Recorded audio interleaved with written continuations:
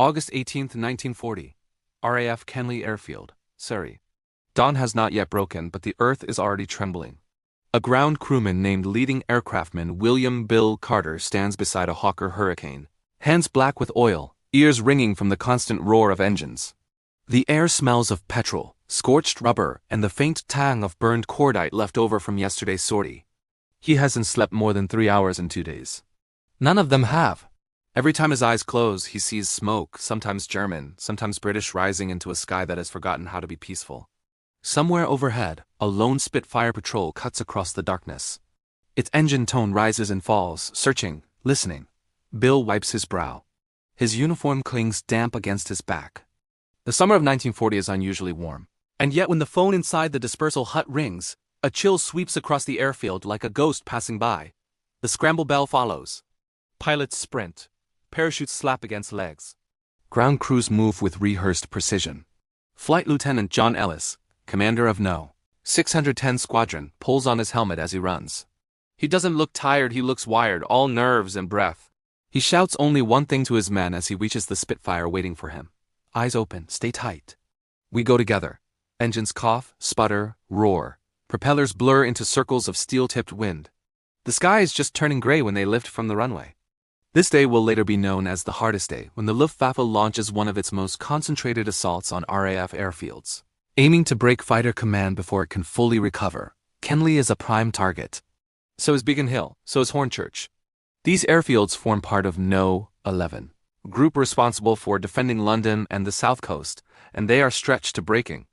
Over the English Channel, the German formations are already forming. Dozens of Junkers Ru 88s and Dornier Do 17s hold tight in formation, their silver bodies glinting in the rising sun. Stuka dive bombers wait behind them, like hawks circling above prey. And above them, like wolves guarding a hunt, fly the Messerschmitt Bf 109s of Jag Jeschwader 51 and 54. Radio chatter crackles inside the cockpits, clipped German phrases over static. Adlertag continue, maintain altitude. Escort tight. The British radar the chain home system is tracking them. Lines of operators trace the incoming waves on plotting tables in darkened rooms lit only by red lamps. Young women call out distances and altitudes with steady voices while officers lean over the map of southern England, pushing counters forward like pieces of a chessboard. The war in the air is not chaos. It is mathematics, timing, fuel, distance, human endurance. At 10:30 a.m., the first wave reaches the coast. Alarm sirens howl across Kenley. Bill ducks instinctively as the first bombs fall. The ground convulses, soil and concrete erupting into plumes of smoke and flame. A hangar takes a direct hit, its steel frame folding inward like paper. A fuel dump ignites, sending pillars of fire roaring skyward. Anti-aircraft batteries open up offers and QF 3.7-inch guns hammering. Shells burst among the German bombers in black clouds. Shrapnel rains, engines scream. A Dornier falls burning, trailing smoke like a comet before crashing into a field beyond the airfield. Spitfires drop out of the sun. Their Merlin engines howl as they break into the bombers, guns spitting green-white tracers. But the Messerschmitts are there too, diving fast and sharp, their cannons tearing into anything painted with British roundels. John Ellis finds himself in a tight turn with a 109 on his tail. The canopy glass rattles as rounds stitch the air behind him. He breathes through his teeth. Hold it, hold it. Then he rolls, pulling the Spitfire into a climbing loop. The G-force crushes his ribcage. The world goes gray at the edges. His gloves slip against the stick, but now he is behind the Messerschmitt. One squeeze of the trigger. The 109 coughs flame, cartwheels, and disintegrates. Ellis doesn't celebrate. He doesn't even exhale. There's no victory here. Only survival. On the airfield below, Bill drags a wounded pilot from a burning Hurricane. The pilot's leg is shredded, uniform charred. He slips in blood and ash. Bombs fall around them. The world is heat and roar and dust. But he doesn't stop. The pilot grips his sleeve weakly, whispering through cracked lips, "Don't let them finish us." Bill just nods. There is nothing to say. He knows. Everyone here knows. If these airfields fall, Britain falls. By midday, the attack's slow. Smoke hangs low over the grass. Wounded aircraft sit crippled like birds with broken wings. The ground shakes. The sky flickers with burning wrecks drifting down. But the RAF is still standing, barely, and in Berlin, Reports begin to arrive suggesting the RAF is nearly defeated, its airfield smashed, its pilots exhausted. To Hermann Göring, commander of the Luftwaffe, it looks like victory is close. Closer than it really is, and soon, that belief will change everything. By the evening of August 18, 1940, the haze of smoke still lingers over Kenley. The craters on the airfield are fresh, blackened around the edges, smelling of burnt grass and spilled aviation fuel. Ground crews move among the wrecks in silence, counting what remains, trying not to think about who does not. Wing Commander Keith Park, head of No. 11 Group, arrives in his staff car just as the last stretchers are being loaded toward ambulances. He is a tall man with a stern face and sharp eyes, not cold, but unyielding. He cannot afford despair. Not when the fate of London and the entire southern defense belt rests on his command. He surveys the shattered hangars, the twisted metal, the line of wounded men waiting quietly for evacuation. But his first question is not about damage. How many machines can still fly? A flight sergeant answers, voice hoarse. 12 Hurricanes serviceable, 5 Spitfires. We're patching 2 more by nightfall. Park nods. No praise. No disbelief. Just forward motion. Good, they fly at dawn. He turns and is already giving orders to rearm, to redistribute squadrons, to rotate pilots, to reinforce from No. 12 Group if necessary, to continue. There is no time to mourn in this war of minutes. At RAF Uxbridge, the nerve center of No. 11 Group, the underground operations room hums with tension. It is a space carved 18 meters below ground, lit by a single large plotting board where Young Women's Auxiliary Air Force, WAAF, operators push colored markers representing incoming formations. They work steadily, almost rhythmically. Their faces are composed, but their hands tremble when they think no one is looking. Air Vice Marshal Park stands overlooking the board from the balcony, hands clasped behind his back. To outsiders, the room looks like an organized chess game. To him, it is a battlefield where every decision costs blood. Beside him stands Air Chief Marshal Hugh Dowding, commander of Fighter Command. A reserved man, quiet, often misunderstood as aloof. But his eyes are always alert, always calculating. Dowding's voice is low, almost a murmur. They are trying to break us before we can build strength. Park nods. And they nearly did today. The room hears nothing else, but the silence carries the weight of near disaster. Meanwhile, across the channel in occupied France, the Luftwaffe is preparing for what Göring believes will be the decisive blow. In a hangar near Pas-de-Calais, pilots of Jagdgeschwader 26 lean against crates and wing struts, smoking cigarettes, their uniforms stained with fuel and cordite. They are veterans men who fought in Poland, France, and the Low Countries. They are confident, even proud. The Luftwaffe has not yet known strategic defeat. Major Adolf Galland, the rising star of Germany's fighter arm, lights a cigarette and blows smoke toward the open hangar doors. His Bf 109 sits nearby, engine ticking as it cools. Galland is calm, composed, and deadly precise in the air. A younger pilot approaches him, voice tentative. Herr Major, do you believe the British are nearly finished? Galland takes a slow drag, eyes narrowing. They are weakened, he says, but not beaten. Never underestimate a cornered enemy. He pauses, glancing toward the sky, as if reading something invisible. And never underestimate men defending their homes. His words hang in the air, unspoken warning. German planners, however, see a different picture. Reconnaissance photos show airfields damaged, hangars destroyed, scramble times delayed, aircraft losses rising. Radio intercepts suggest pilot rotations are strained. To Göring and those advising him, it appears only a final push is needed. One more concentrated assault on RAF Fighter Command airfields press the pressure a little harder, and the backbone of British resistance will break. It is a conclusion drawn not from reality, but from assumption. The psychological war now intensifies. British pilots are flying 3, sometimes 4 sorties a day. They return pale, hollow-eyed, fingers trembling from the vibrations still echoing through their bones. Some collapse into sleep, still strapped in their flight gear.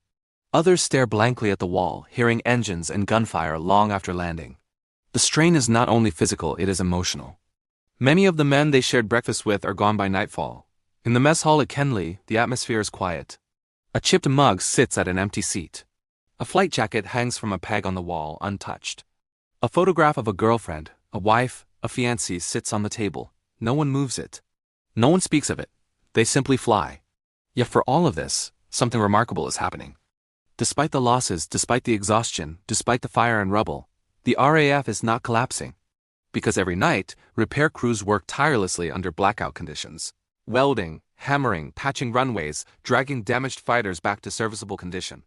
Every morning, pilots climb back into cockpits, still warm from the last flight. The Luftwaffe expected the RAF to break. But they underestimated something they could not measure: resolve. And so, as August fades into early September, a critical choice takes shape inside the marble halls of Berlin. To continue attacking fighter command airfields? Or to shift target focus elsewhere toward the heart of Britain itself?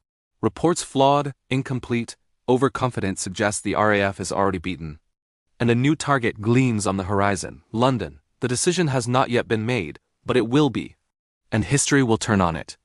September 4th, 1940. Late afternoon.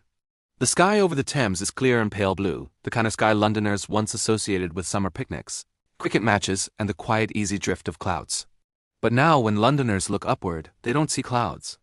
They look for silhouettes, dark, angular shapes with the drone of engines beneath them. They have learned to tell the difference between aircraft by sound alone. And on this day, the sound that will change the course of the war approaches from the southeast. It begins as a low vibration, like distant thunder. People stop in the streets.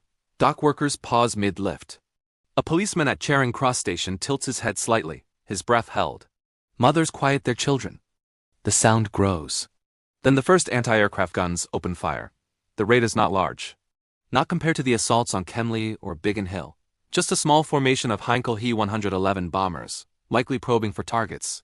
But whether by navigation error, miscommunication, or a deliberate act still debated by historians, their bombs fall not on military installations but on the city itself. One sticks a crater into East London, shattering terraced homes. Another falls near the docks, sending plumes of black smoke into the air. One bomb strikes close enough to central London that the windows of Whitehall rattle. The public reaction is immediate and furious. For months, the British government has warned civilians that war could come to their streets. But warnings are one thing, flames and broken bodies are another. That night, the cabinet meets in Churchill's underground war rooms. The atmosphere is tense, the air thick with cigarette smoke. Maps line the walls. Reports lie scattered across the table. Winston Churchill sits at the center, jaw set, eyes heavy but burning bright beneath the fatigue. He listens as Air Chief Marshal Dowding explains the situation. The RAF is battered, but not broken. The Luftwaffe remains a serious threat. The outcome depends on the coming days. Then Churchill speaks, quiet at first. They have bombed London. Silence follows. He draws on a cigar, slow, deliberate. Then we shall bomb Berlin. There are risks. Logistical limitations, weather concerns, danger to crews. The strategic value is uncertain. But morale is not always measured in destroyed factories or casualties. Sometimes morale is measured in defiance. The order is given. That very night, RAF Bomber Command sends a formation of Wellington and Hampton bombers across the North Sea. Their engines flash silver in the moonlight. Their flight path is long and unprotected. Each man aboard knows the risk. In Berlin, the air raid sirens that wail are unfamiliar, almost surreal. Many citizens have believed the war to be far away, something that happens in Poland, in France, over the Channel. Not here. Bombs fall across the city. Not many, not accurate. But enough. Enough to shake confidence. Enough to awaken anger. Enough to wound pride.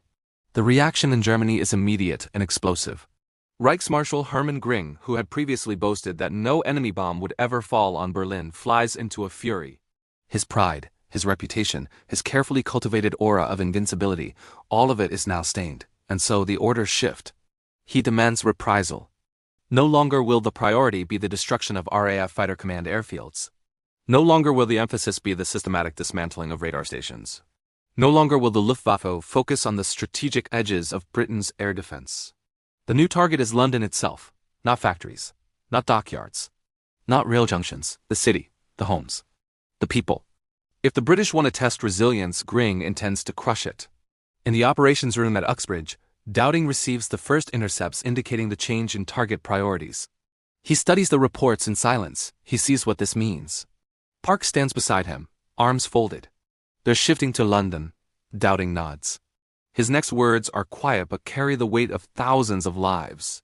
They believe they've already defeated us. Park exhales slowly. And have they? Dowding turns to look at the plotting table, the small colored markers representing every squadron available to defend the south of England. There are fewer than there were a week ago. Many fewer than there were in July, but they are enough. He knows they are enough. Not yet, he says.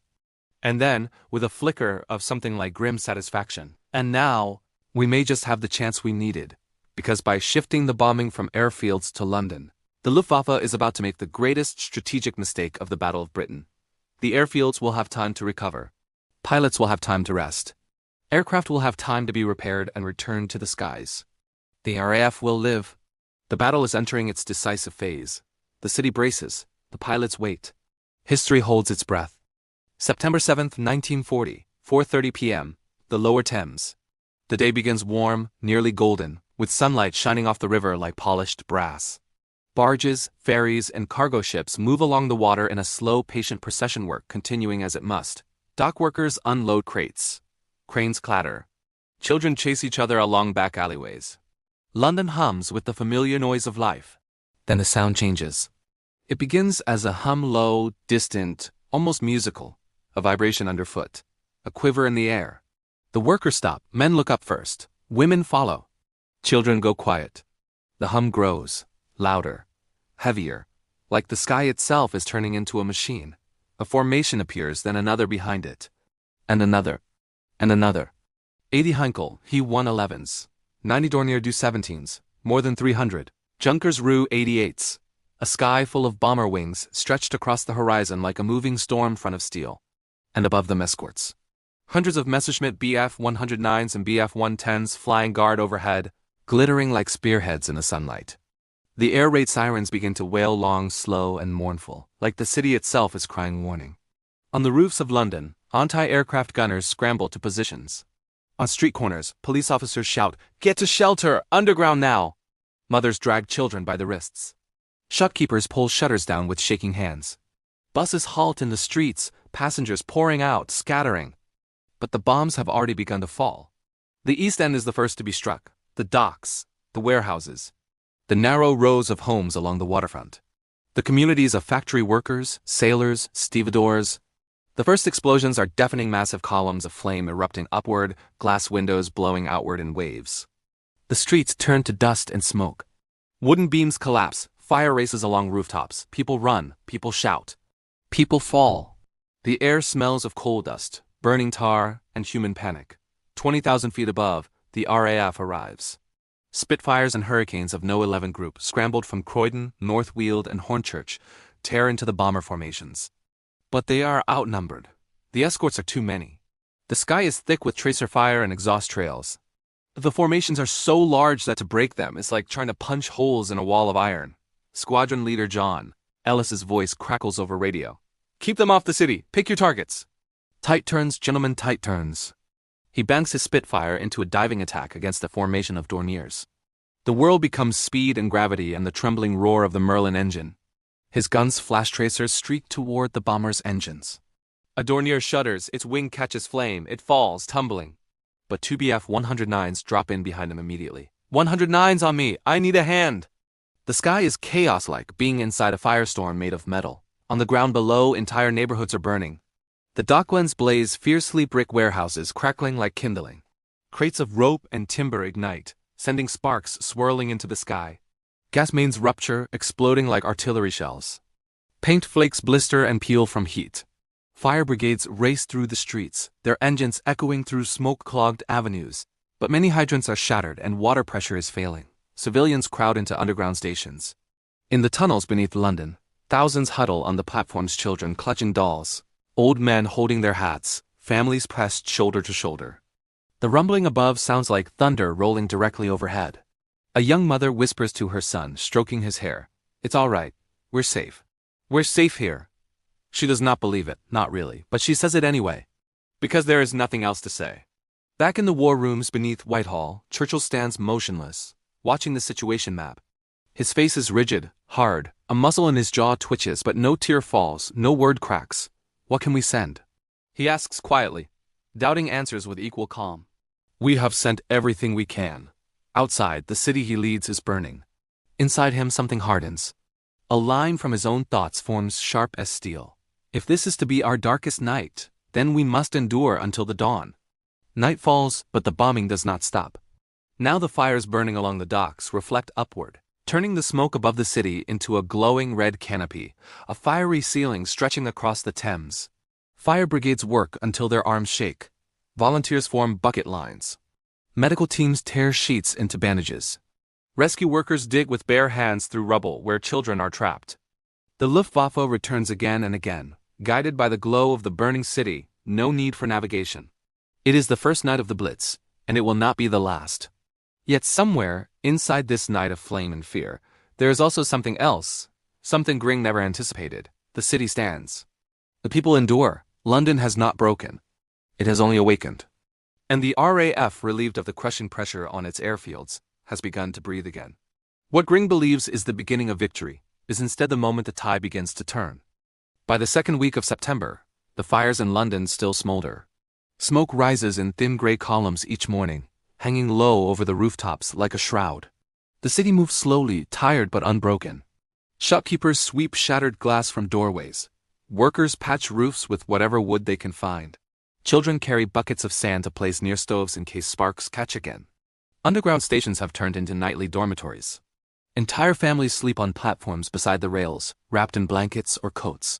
A soldier passing through one night whispers to a friend, "It's like a city beneath the city." He's right. The London Underground is now a new World War made of endurance. Up above, the RAF is breathing again. What the public cannot see, what even many pilots do not fully understand, is that the Luftwaffe's shift to bombing London has changed everything. Because the airfields, the beating heart of fighter command, are now recovering. At Kenley, Biggin Hill, North Weald, Hornchurch, 10 mere places nearly pounded into dust just weeks earlier, the work never stops. The moment the last bomber passes and the sky quiets, repair crews move in. Huge tarpaulins are dragged across gaping holes in hangar roofs. Bulldozers smooth over bomb craters and runways. Mechanics strip parts from wrecks to resurrect other aircraft. A hurricane that looked doomed in the morning is often airborne by dusk, its engine coughing back to life as if determined to fight again. Inside a hangar at Biggin Hill, a young mechanic named Dennis Hayward leans over a Merlin engine with grease-stained hands. He hasn't slept more than 4 hours a night in almost a month. Beside him, another fitter works silently, face slack with exhaustion. Dennis mutters, half to himself, "If they'd kept on the fields, we'd be finished by now." The other man nods, eyes unfocused. "They gave us time," he whispers. Time, the most precious resource of all in war. Meanwhile, the pilots who have survived the hardest weeks now rest. Not long, just enough to become human again. In a dispersal hut near Croydon, Flight Lieutenant Geoffrey Page sits wrapped in a blanket, hands still trembling from adrenaline stored too long in the body. He drinks tea, though it has long gone cold. Across from him, another pilot sleeps sitting upright, chin on chest, mouth slightly open. The second his name is called, he will wake and run to his aircraft. But for now, finally, his body has claimed him. Outside, a group of pilots share cigarettes in silence. One of them, eyes red-rimmed, says quietly, "I thought we were done in August." No one argues. They all thought so. But the enemy changed targets and they are alive. They don't yet know that it was anger, not strategy, that spared them. They only know that they can still fight. In Berlin, the mood could not be more different. Gring stands at the head of a gilded conference table, surrounded by Luftwaffe staff officers. His uniform glitters with medals. His gestures are grand theatrical. He speaks loudly of victory, of crushing London, of bringing Britain to its knees. He speaks of morale, of terror, of psychological warfare. But there are others here, quiet, sharp-eyed men who see what he does not. Generalfeldmarschall Hugo Sparrow. General Oberst Hans Jeschonek. Men who understand attrition, logistics, the mathematics of combat. They know the RAF radar chain remains intact. They know fighter command is weakened, but not crippled. They know every day spent bombing cities is a day not spent destroying the RAF's ability to fight. And they know the weather will soon change. Autumn will bring storms, clouds, wind, shorter daylight, less opportunity to strike, less chance to finish the job. They debate quietly, cautiously, carefully, but Gring is not a man who tolerates doubt. His order stands. London remains the target. In the underground control room at Uxbridge, Dowding and Park study the situation from a balcony overlooking the plotting board. The WAF plotters move markers with long rakes, updating the positions of every detected aircraft over the Channel and the south of England. A faint hum fills the room, ventilation fans, radio static, murmured updates. Park points to the southeast corner of the map, where small markers indicate Luftwaffe airfields. "They're flying longer distances now," he says. "Their Messerschmitts are at the limit of their fuel range." Dowding nods. "And the 109 low on fuel cannot fight." He says it softly, not triumphant. simply stating a truth of physics that matters more than any speech or strategy. The RAV's fighters are fighting near home. The Luftwaffes are fighting near empty tanks. It is enough, not everything. Not a guarantee of victory, but enough. For the first time in weeks, the battle is no longer a desperate defense. It is beginning to balance. The men who will soon take to the skies sense the change, not in words, not in orders, but in the air itself. The tension is still there. The fear has not left. But beneath it, something else has begun to take root. Possibility. Hope that the tide is shifting not because the enemy is weak, but because they themselves have endured the worst and remain standing. The battle is not won, not yet. But now for the first time it can be. In the early days of September 1940, the skies over Britain began to change. Though RAF pilots were exhausted, airfields shattered, and Spitfires and Hurricanes lay wrecked across the grass, they had not been destroyed. The Luftwaffe's decision to shift its attacks from fighter bases to London opened a door the Germans did not foresee. The RAF had time to breathe. Before dawn, inside hangars reduced to twisted steel and shattered beams, mechanics, engineers, and volunteers worked through night after night without sleep. They patched fuselages, replaced wings, and swapped engines salvaged from damaged aircraft, treating each plane like a soldier who must return to the front, no matter the cost. We repaired them in darkness and sent them back up before the sun had even risen. Statement from an RAF engineer in Gloucestershire. On bombed airfields, they rebuilt control towers from sandbags, replaced shattered windows with sheets of metal, laid new wiring through smoke that still hung in the air. No amount of destruction was enough to stop them. The radar advantage, a weapon Germany could not see. The world at the time did not yet understand. Britain had radar. The chain-home radar network stretched along the southern coast, a technology so new that even Hitler and Göring dismissed it as irrelevant. But with every flicker of signal on the screens, RAF controllers knew where the enemy was, how high they were flying, how many aircraft they had, and which target they were heading for. While the Germans relied on eyesight, weather, and guesswork, Britain watched the sky with electronic vision. Hitler believed the RAF had been crushed. But the RAF was not merely surviving, it was preparing to strike back. The birth of the Big Wing. In smoke-filled planning rooms, surrounded by maps and radio chatter, a new tactic was proposed by squadron leader Douglas Bader. The Big Wing, a formation of multiple squadrons striking at once. Instead of scrambling fighters in small, isolated groups, the RAF began to assemble 30 to 60 aircraft into a single wing, climb high above the Thames, wait for the perfect moment, and then descend upon Luftwaffe bomber formations like a great flock of hunting eagles, blotting out the sun. With the German focus shifted to London, their approach routes were longer, predictable, and increasingly vulnerable. The air war was turning. Over the Thames, September 15, 1940, later remembered as Battle of Britain Day. At 11 a.m., radar detected the largest German raid yet. Over 200 bombers, escorted by Messerschmitt Bf 109s, headed for London. In the underground operations rooms, the orders rang out: Squadron 603 scramble. Squadron 609 scramble. Squadron 32 scramble now. Propellers spun. Rolls-Royce Merlin engines roared. Dust spiraled from the runways. And above London, the Big Wing arrived.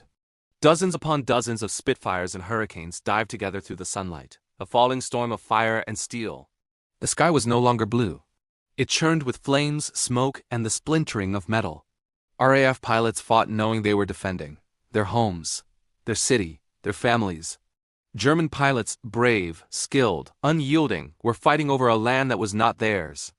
This battle was not only about machines. It was about will. And on that day, Britain's will was stronger. Late September 1940. The reports arriving from the Luftwaffe headquarters could no longer hide the truth. German aircraft were falling in alarming numbers. Veteran pilots were being lost faster than they could be replaced. And over the skies of Britain, the RAF still appeared. Every day, again and again. As if they would never run out. This was something Hitler simply could not believe. The truth spread across the war map. Inside the War Command Room in Berlin, the scratch of a red pencil echoed heavily across the map. Each red line marked another failed bombing operation. Each black circle indicated a Luftwaffe unit suffering severe losses. The commanders tried to remain composed, but in their eyes existed the one thing Hitler despised most: doubt. We once believed the RAF had only a few squadrons left. But clearly, they still have many. Report from Luftwaffe 2 to Göring. Late September 1940. Göring, who had once confidently promised Hitler that the Luftwaffe would bring Britain to its knees in a matter of weeks, could no longer explain why the RAF remained standing. No one in the room dared speak the truth aloud. It was the decision to shift bombing targets toward London that saved the RAF from collapse. Losses Germany could not replace while the RAF could. Patch wings, replace engines. Train and rotate pilots through domestic airbases. The Luftwaffe was forced to maintain long, stretched supply lines, fly across the channel, burning fuel and strength, lose pilots who crashed, most killed or captured at sea. When Britain lost a pilot, he could often be rescued or retrained. When Germany lost a pilot, he was gone forever. The balance no longer depended on planes, it depended on time. And time was now on Britain's side. The decision that changed the war, October 12, 1940. Hitler issued an indefinite postponement of Operation Sea Lion, the planned invasion of Britain, not because he didn't want to invade, but because he could not. History would later call this the Battle of Britain, a British victory. But it was not only won by pilots, or radar, or strategy, it was won by endurance. The factory workers, the mechanics, the ground controllers, the rescue crews, the civilians who stood on rooftops watching the sky, believing that they would not break. These were the people who resisted one of the most powerful war machines on Earth. Winston Churchill understood this clearly, and on August 20, 1940, he spoke the words the world still remembers. Never in the field of human conflict was so much owed by so many to so few. Those few. Young pilots, some only 19 or 20 years old. They stood between Britain and the shadow of Nazi domination. Autumn of 1940 passed with the skies over Britain still stained with smoke, but no longer filled with the sense of hopelessness that had hung over the early summer. Air raid sirens still wailed in the night. Bombs still fell on London, Coventry, Liverpool, Manchester, but the nature of the war had changed. The Luftwaffe was no longer fighting to seize control of the skies. They were fighting to punish, to break British spirit. But Britain did not break. Meanwhile, something Hitler could not see from the distant maps in Berlin was that the Luftwaffe was bleeding every single day. The cost of September, from July to October 1940, the Luftwaffe lost more than 1,700 aircraft. Over 2,600 pilots and aircrew were killed or missing. The shortage of veteran aviators became impossible to replace surviving German pilots described returning to base after each mission. A cold, empty space at the dining table. And no one said a word. What was lost was not just manpower, but experience, instinct, and the reflexes honed in the sky, things no accelerated training program could restore. The RAF suffered too, but they fought over their own homeland. A British pilot shot down could parachute into a field, stand up, return to his squadron, and fly again the next day. For the Luftwaffe, when a pilot fell, he was gone forever. The decline becomes unmistakable by late 1940. A confidential Luftwaffe report noted, the flying morale of the squadrons has clearly decreased. Losses remain consistently higher than initial projections. The early advantage can no longer be sustained. Such honesty was rare. Germany did not like to acknowledge defeat. But the loss did not end in the skies over Britain. The war in Europe marched on. The next summer, -1941, Hitler launched his invasion of the Soviet Union, a battlefield vast beyond imagination.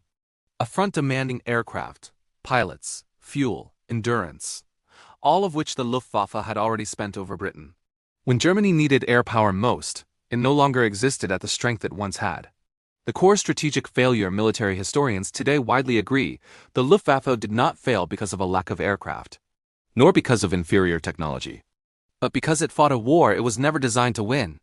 The Luftwaffe was built to support ground forces, strike quickly and win quickly, gain local superiority. It was not built to maintain long-term control of the skies, destroy enemy war industry at scale, fight a nation defending its own homeland, in other words. They were never prepared for a battle like the Battle of Britain. And the consequences spread far beyond one battle. When the United States entered the war after Pearl Harbor in 1941, thousands of American aircraft crossed the Atlantic to join Britain. Together with the RAF, they launched the daylight bombing campaign against Germany. By 1943, the Luftwaffe faced simultaneously American industrial output, British radar networks, an increasingly refined RAF training system, but above all, they fought without their veterans. The men who should have led, taught, adapted, and commanded had fallen in the skies over Britain in 1940. The Battle of Britain did not merely stop the invasion of an island. It stole the future of the Luftwaffe. For Britain, a symbol, it was not just a military victory. It was a victory of spirit, a victory of belief. A nation stood alone, at the edge of destruction, and did not surrender. The young men who flew Spitfires and Hurricanes did not only defend a coastline. They defended the very idea of freedom in the 20th century, and the world remembers them. Across the fields of England, carved into stone memorials, the words remain. They gave their today for our tomorrow. They gave the world a future at the cost of their own. Opening image. The sky over Britain today, clear, calm seabirds gliding over green fields. No smoke, no sirens. No engines screaming for survival. Only silence, the kind of silence that in 1940 was a luxury. But if you stand still long enough and listen, you can almost feel the echo of the past. The wind brushing across old rooftops, the faint memory of propellers. A flash of silver passing through cloud. A time when the sky was not freedom but a battlefield of life and death. Among the skies of Britain, the spirits that never left the former frontline airfields. Biggin Hill, Tangmere, Northweald, Kenley are now museums, grass runways, quiet countryside. But the soil here has swallowed fear, hope, and the blood of boys barely in their 20s. RAF pilots, when the war ended, spoke very little. They did not tell their stories as heroes. They told them as survivors. A former Spitfire pilot said in an interview in 1973, "We did not think we were doing anything great. We only knew, if we did not take off, there would be no Britain." Many of them never truly found peace after the war. The sound of the Merlin engine still followed them into old age. Not as a symbol of victory, but as the voice of those who never returned. On the other side, another kind of silence in Germany, the memory of the Battle of Britain feels different. There are no grand monuments, no triumphant anniversaries. Only records, quiet, thoughtful, sometimes bitter. Many former Luftwaffe pilots later admitted, "We did not lose for lack of courage. We lost because our leaders did not understand the war they sent us into." Did not blame the RAF. They did not blame the men they fought. They blamed strategic illusion. Courage did not decide the Battle of Britain. Vision did. Or rather, the lack of it. The strategic legacy left to the modern world. The Battle of Britain stands as one of the defining lessons of air warfare. From it, the world learned three enduring principles. Control of the air determines the pace of war on the ground. No army can advance, no fleet can land, when the sky belongs to the enemy. Information is as valuable as ammunition. Radar networks, ultra-intelligence analysis, RAF command coordination proved that knowing first can be more powerful than striking first. Strategic endurance matters more than short-term victory. Battle is not just about who hits hardest. It is about who can keep fighting. These lessons are still studied and taught by air forces around the world today. In other words, the Battle of Britain did not just shape World War II, it shaped the very concept of modern warfare. Where it ends, we return to the human heart. In the end, all strategies and maps lead back to people. The RAF pilots, British, Canadian, Australian, New Zealander, Polish, Czech, young men who left home carrying one fragile hope. If the sky fell, everything would fall. They did not fight to conquer. They fought to keep the homes, the hills, the rivers, the bridges, the markets, the church bells ringing on quiet afternoons. That is why they endured. Not because they were stronger, but because there was nowhere left to retreat. Ending. In human history, there are rare moments when the fate of the world rests in the hands of very few. The late summer of 1940 was one of those moments, propellers spinning in the sunlight. Young eyes that had not yet learned fear. Breathing hard inside cramped cockpits. Hands gripping control sticks. They looked to the sky and said, "No, we will not yield." And because they said that, the world had a different future.